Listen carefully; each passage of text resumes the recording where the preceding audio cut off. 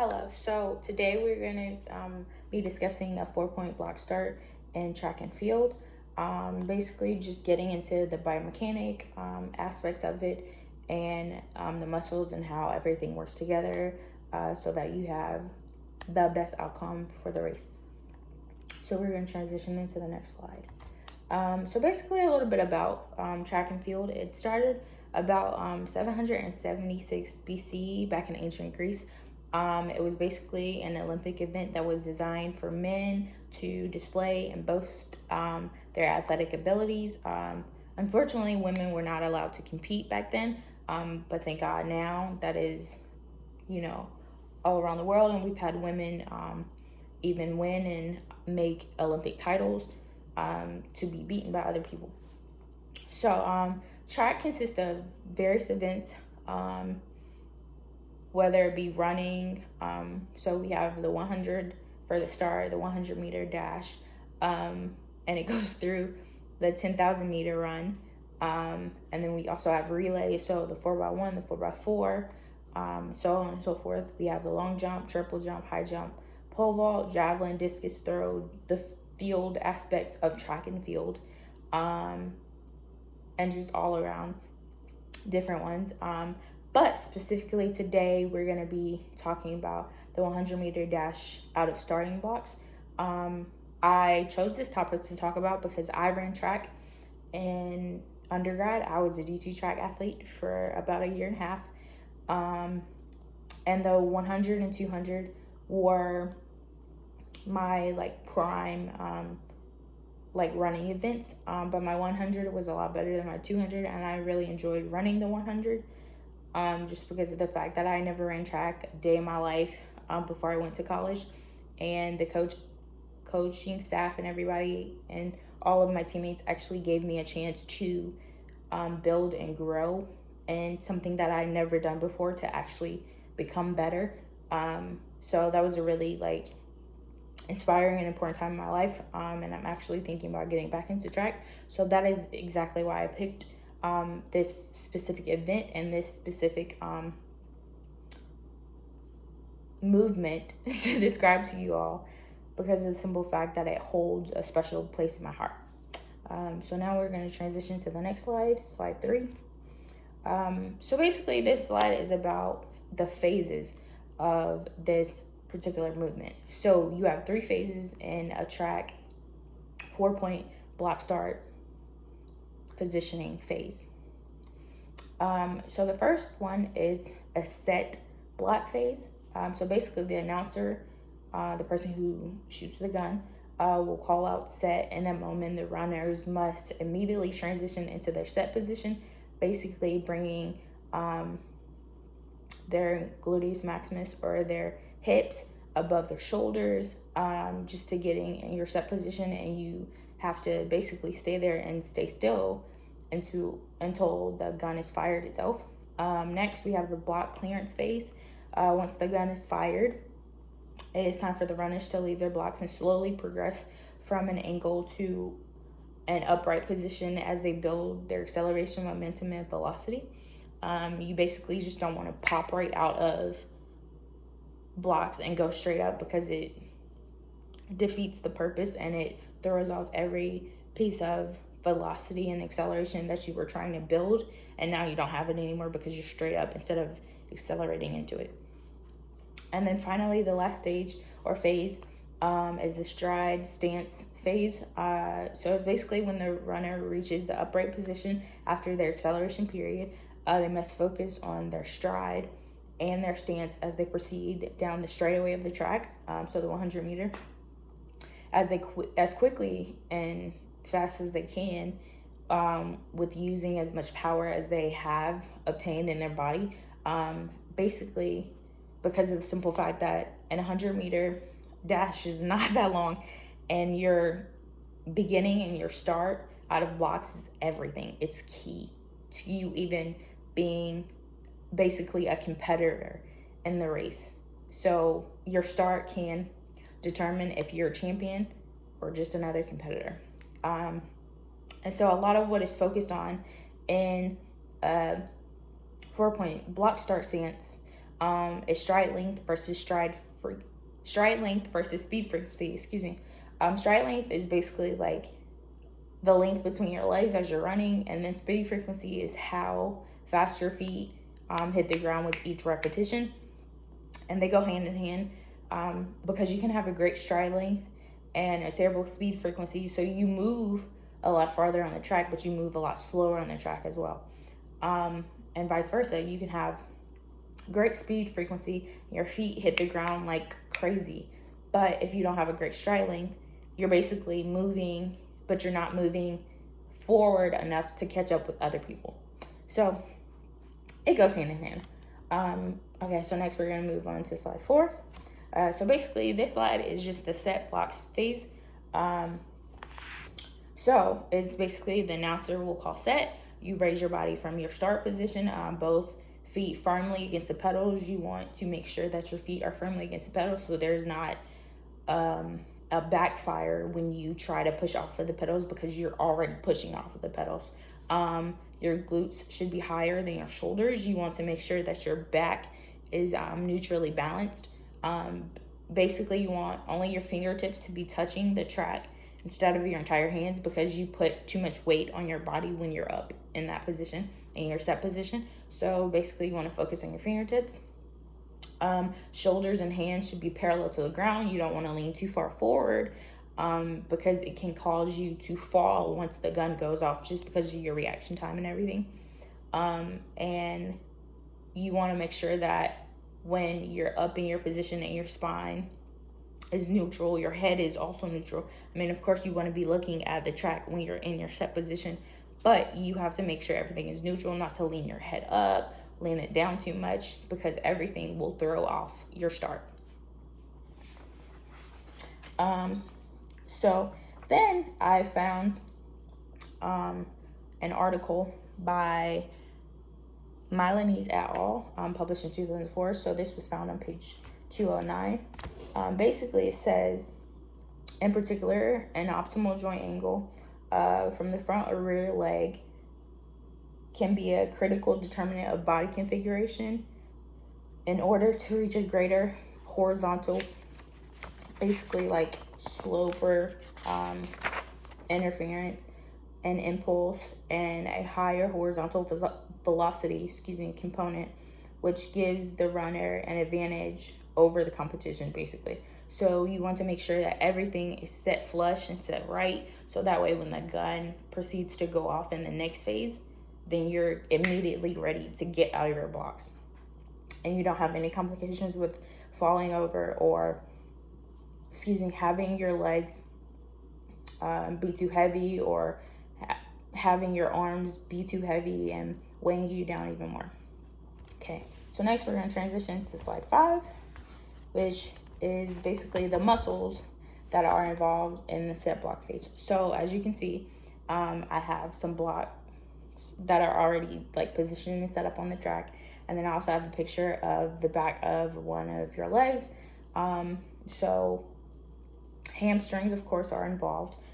So we have 3 muscles in the hamstrings. We have the semi-membranosus, the semi-tendinosus, and the biceps femoris. I don't have a picture of the front of the leg, but in the front of the leg we have the quad, which is 4 muscles that consist of the vastus lateralis, the vastus medialis, the vastus intermedialis, and the rectus femoris. So that plays a large part in the set block phase as well. And then 2 more muscles that play a huge part as well are the calf muscles, the gastroc and the soleus. So this all plays a factor in your set block phase, because of the simple fact that when you are up in your position, your muscles are stretched and ready to fire once the gun goes off. So I guess your muscles are ready to fire once the gun fires. And then your IT band as well is connected or inserted at Gerdy's tubercle, which is basically just right on the outside of your knee. But this is a very important thing too, because of the simple fact that you want to make sure that this IT band is very loose and taken care of, because if it tightens up during your race, then basically your leg is just going to give out, and that's not okay, because you want to be the greatest competitor and you want to be the champion at the end of that race. So movement occurs in the sagittal and frontal plane of when you're in your set block phase. And then we also have a first and second class lever in this phase as well. Your head is going to be the first class lever just because it sits well on your shoulders and it's balanced on your shoulders towards the track and face towards the track. It's aligned with your spine, how you want it to be, how it needs to be. And then second class lever, your feet are in the plantar flex position against the pedal, basically, so you're ready to produce maximum force when you push off of the pedal.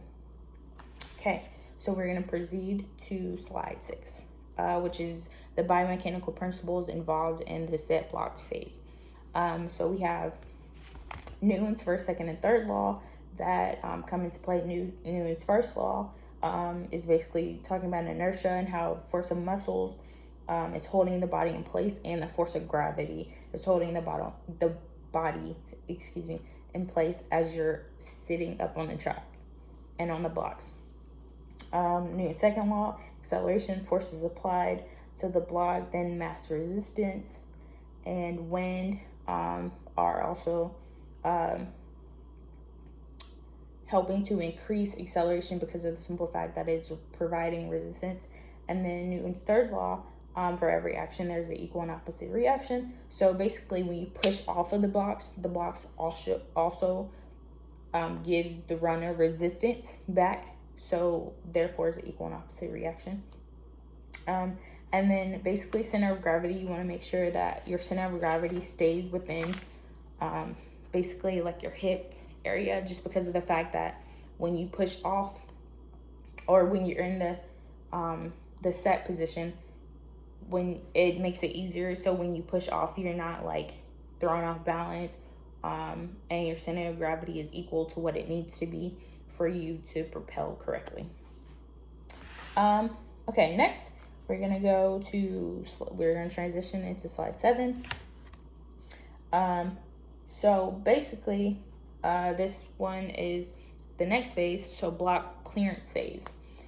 So the gun releases, reaction time for the athletes happens immediately. Your back foot releases from the pedal first. It creates your foundation for your stride, and then your front foot then exits the pedal, follows the opposite leg to produce speed and length. Usually, well, I knew this from when I ran track, but usually your front leg is your dominant leg. Yes, because it produces like more force and everything, since that is what you're doing out of blocks. So then I found an article by Graham Smith et al., published in 2020. This is on page 419. They show 2 different figures. So figure 1 is a schematic of basically how they set up the experimental trial that they did with the participants of the study. So basically it shows where your hand should be, and then the front block and the rear block, and how they're positioned on the track. And then it shows where step 1 in the vicinity of where it should be, and then step 2 of where it should be as well.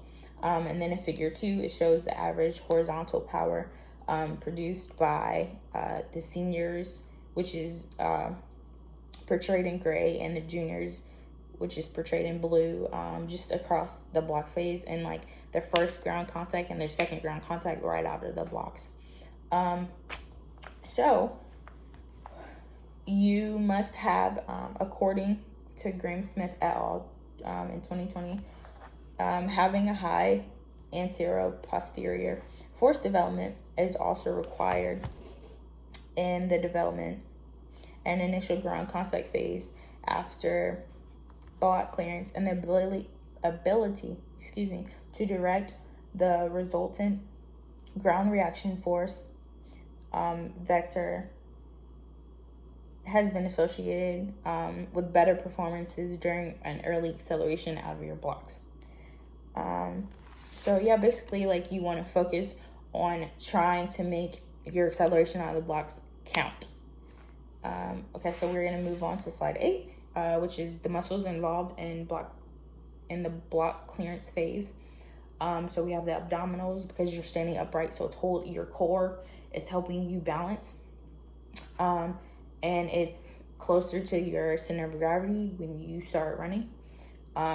Your hamstrings, of course, as we talked about before, your rectus femoris, your hip extensors, of course, because when you take step by step, you extend your hip in the leg that's not in the front of you while you're running.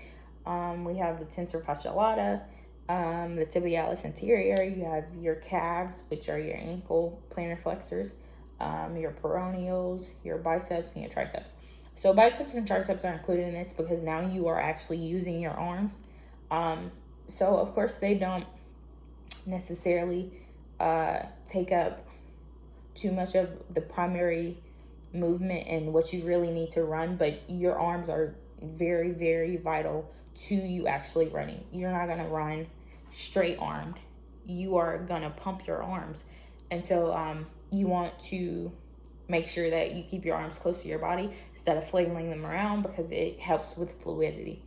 The block clearance phase happens in the sagittal and frontal plane, and then the block clearance phase, so phase 2, also holds a first, second, and third class lever. So the first lever would be your head, because as you're transitioning from your set phase into your clearance phase, you want to have that acceleration that we talked about before, but you don't want to pop straight up. You want to come at an angle, so your head will still be angled and aligned with your spine.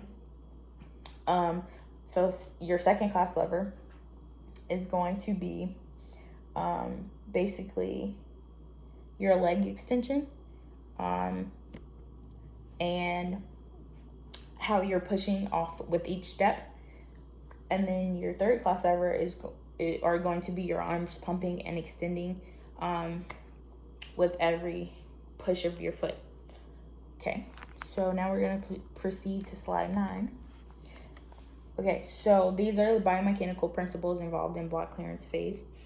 So Newton's third law plays more of a role than the other 2 laws, just because of the simple fact that you are accelerating off of the blocks. So for every action, there's an equal and opposite reaction. And so when your feet hit the ground, you are producing force on the track itself, but the track is also forcing resistance back onto the athlete.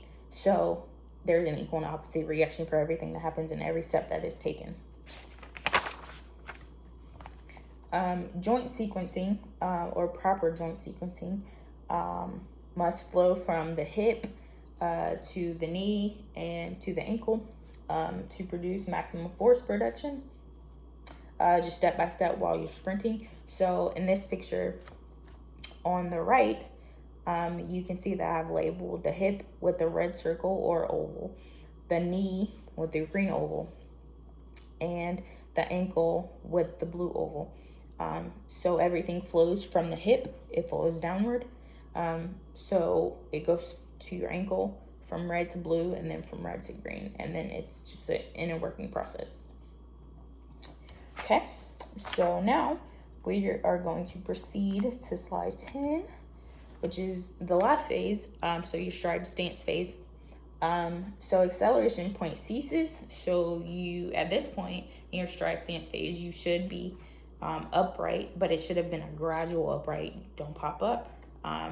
And that's very hard to stress, which is why I keep repeating it, because a lot of people and a lot of athletes have to learn that they must not just pop up straight out of the box, because it ruins everything that you basically have been building, and it ruins your momentum and your velocity and your acceleration.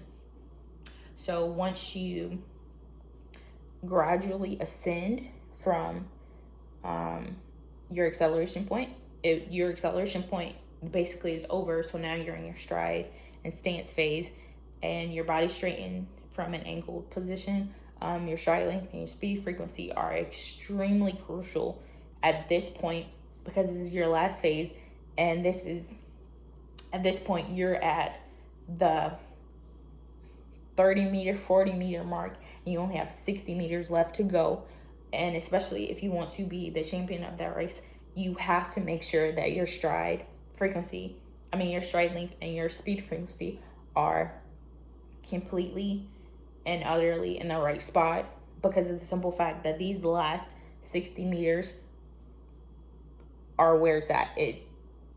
It's a must. And then you want to make sure that you have extension of your upper and your lower body. You want to make sure that you have enough movement and enough range and degrees of freedom within your hips and your knees and your ankles, so that whenever you are transitioning from one step to your next, you have enough momentum and velocity built up to propel you down the rest of the track. You also want to focus on your arms as well, like I said, because you're not going to run straight arms. You're not going to get anywhere, and it looks weird. So you want to make sure that everything has an alignment and it stays extended. It helps you maintain balance and center of gravity within your hips, instead of you just kind of flailing everywhere. And then you want to allow your arms to stay close to your body, as I said before, so that you're more fluid. You don't want your arms all the way out here while you're running.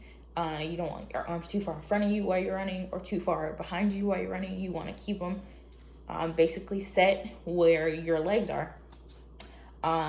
So yeah, that's pretty much about the stride stance phase. So next we're going to move on to slide 11. So these are the muscles involved in the stride stance phase. So you have your hamstrings, your rectus femoris, vastus lateralis, gluteus maximus, gastrocnemius, soleus, tibialis anterior. And so it goes from initial contact to toe off to initial contact again. So your rectus femoris is used a lot within all three of those places. Your hamstring is used at initial contact for both sides. So initial contact and then initial contact again at the end. Your tibialis anterior is used a lot at initial contact at the end. And then everything else is more or less kind of equally weighed as you're going through the muscles and how they're used. I found this image from Howard et al. 2016 on page 3. So basically it goes through the key phases of a running gait.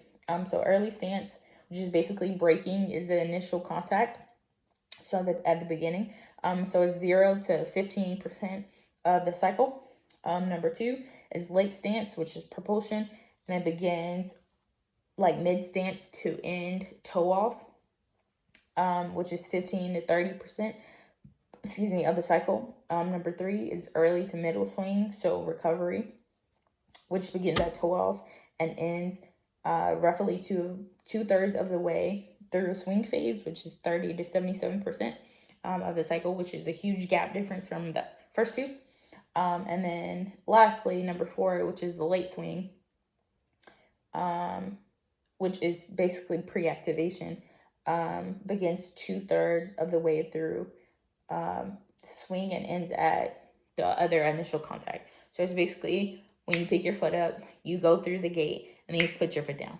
And all of this happens so quickly, especially if you have a very fast speed frequency. It happens so rapid. So yeah, that's basically that. Okay, next we're going to go on to slide 12. These are the biomechanical principles involved in the stride stance phase. So here we have Newton's first, second, and third law at play. First is inertia, which is holding the body steady as you're running, maintaining your balance, center of gravity, everything. Second law of Newton's is acceleration, moving forward and in a constant speed, and then gaining momentum as you keep running, and trying to focus and increase your stride length as well as your speed frequency, so that you can finish the race hopefully first. We all love first place. And then thirdly, the third law is basically for every action there's equal opposite reaction. So basically, again, it's the athlete's feet hitting the ground, but the ground also providing resistance to the athlete. So it goes hand in hand. You want to focus on your center of gravity and your balance of support. So basically, this picture shows the more you lean forward into you actually running on the track, your center of mass increases because it also moves forward with you, and you have more gravity because more of your body is in an angled position. And then if you have less lean, if you have more lean, you have more speed.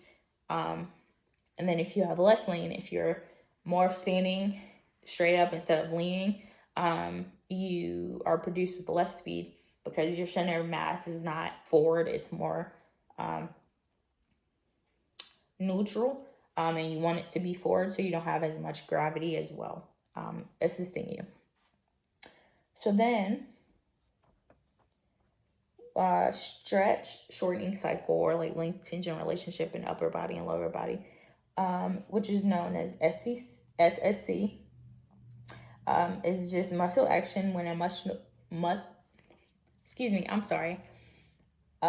action when muscle lengthening is followed by muscle shortening. Sprinting is a very great example of this, especially when it comes to stride frequency, because of the simple fact that your legs hit the ground at a super fast motion, and SSC, or stretch shortening cycle, happens immediately. So once a muscle lengthens, immediately it shortens. So it just works out very well when a sprinter is running, especially in 100-meter or something shorter than that, a 50-yard dash, or 50-meter dash, or anything that has to do with a sprint. So we're going to move on to slide 13, which basically is just common injury of a 4-point block start. The most common injury of a 4-point block start is a hamstring injury. So there's 3 different grades of hamstring injury. So you have, from the picture, you have a grade 1, a grade 2, and a grade 3. So of course, the grade 3 would be the worst, which is a complete tear or avulsion, and it takes the longest to heal. But as long as you go through recovery, and you do what you are supposed to do, you can. I have torn my hamstring before. I've actually torn both of them. So I know that if you go through recovery that you will be okay, but you have to be dedicated to finish recovery. Okay, so then Young et al. In 2009, page 592, says hamstring muscle weakness has been proposed as a risk factor in hamstring injuries, but results are contradicting. So there's overcompensation, weakness in hamstring, but strength in quad, or vice versa. It's just multifactorial, so it just depends. We're going to proceed to slide 14. Basically, track and field, this is a conclusion. Track and field is historical and has been prevalent for many centuries, and I'm pretty sure it will be around for a lot longer. It has many beneficial attributes, not only in athletics and physicality, but also in mental strength. Much training is involved to progress towards perfection of like wanting to be the best, like Usain Bolt, Allison Felix, or the USA women's team. It is important to understand all aspects behind the musculature, Newton's laws, lever classes, gravity, balance, and injury prevention. It is a fantastic sport, and I loved running track, but it requires so much dedication, and persistence and patience, and just belief in yourself. So yeah, and then slide 15 is my references, and thank you. I hope that you enjoy this.